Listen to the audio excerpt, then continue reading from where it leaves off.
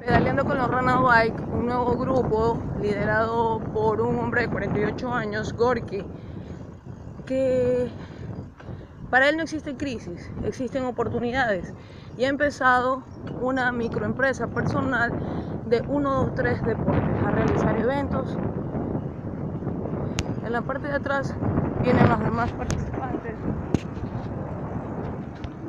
de este nuevo grupo de pedaleo. Y obviamente para que vean que no es que voy en carro.